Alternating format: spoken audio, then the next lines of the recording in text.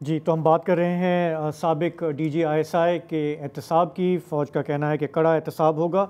आज जो press release सामने आया आईएसपीआर का, उसमें ये बात है कि इल्ज़ाम ये है कि जनरल हमीद ने रिटायरमेंट के बाद भी आर्मी एक्ट की कई खिलाफ वर्जियाँ की हैं जो साबित हो चुकी हैं।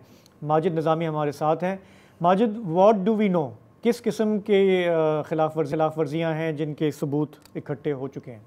जी बिल्कुल, ये इसलिए इम्पोर्टेंट है कि आर्मी चीफ की तैनाती के बाद से काफी चीजें सेटल डाउन हो गई थी। उसमें अभी मैं बैकग्राउंडर के तौर पे एक इम्पोर्टेंट बात यह है कि जनरल आमिर, जिन्हें अभी यूएई में सफीर नामजद किया गया है, हम्म। भी एज ए आर्मी चीफ आ रहा था और उन्होंने उसके बाद कुछ अर्सा सर्व भी किया। तो कुछ ऐसे लोग थे, कुछ ऐसे ऑफिसर्स थे कि जिनके बारे में कोई शिकायत नहीं थी। लेकिन कहा यह जा रहा है कि जनरल फैज हमीद के हवाले से, चूंकि उनके ऊपर कोई उस तरह से पाबंदी नहीं थी, उनकी मूवमेंट बिल्कुल फ्री थी, तो उसके बाद जब उनकी निगरानी की गई तो ये पता चला कि वो तहरीक इंसाफ के कुछ लोगों से मुबैना तौर पर राब्ते में हैं। और उस राब्ते की बुनियाद पर चीजों को मजीद जब खंगाला गया, तो अब सुनने में ये आ रहा है कि उससे कुछ ना कुछ नई एविडेंस मिले, जिसके बाद ये श्योर हो गया कि इमरान खान साहब के बड़े इकदामात जो हैं, उसके अंदर कहीं ना कहीं उनकी इन्वॉल्वमेंट थी।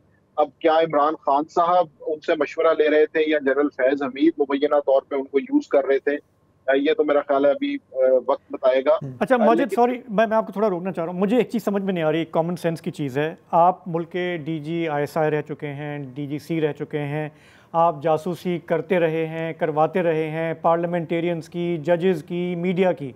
उसके बाद आप रिटायर होते हैं और फिर आप ये समझ रहे हैं कि अब मेरे पे किसी की नज़र नहीं होगी, मैं बाहर घूमूंगा फिरूंगा, लोगों से मिलूंगा, फ़ोन कॉल्स करूंगा, पीटीआई को मैं डायरेक्ट करूंगा, उसके चेयरमैन को जो जेल में है उसको मशवरे दूंगा, मैं 9 मई में भी उनकी हेल्प करूंगा। ये कुछ समझ में नहीं आती बात कि इतने एक्सपीरियंस के बावजूद ये कैसे मुमकिन है? बिल्कुल, ये इंटरेस्टिंग इसलिए है कि चूंकि जनरल फैज हमीद के बारे में ये कहा जाता है कि उन्होंने ड्यूरिंग गवर्नमेंट या ड्यूरिंग सर्विस उन्होंने इमरान खान के साथ उनकी बड़ी अच्छी कोऑर्डिनेशन थी। और उसके बाद असूलन तो होता ही है कि जो लोग आईएसआई में सर्व करते हैं वो रिटायरमेंट के बाद खामोशी इख्तियार कर लेते हैं या पॉलिटिकल सीन से आउट हो जाते हैं। लेकिन यहाँ पर चूंकि दो तीन चीजें इन्वॉल्व थी, एक तो पॉलिटिक्स थी, दूसरा एक पुरानी मुखासमत थी, और उसके बाद जैसे जैसे सियासी हालात बदल रहे थे तो ये उम्मीद की जा रही थी कि इस्टेब्लिशमेंट की क्यादत कमजोर है या वो ताकतवर नहीं है। तो इस मफरूजे की बुनियाद पर ही 9 मई हुआ था।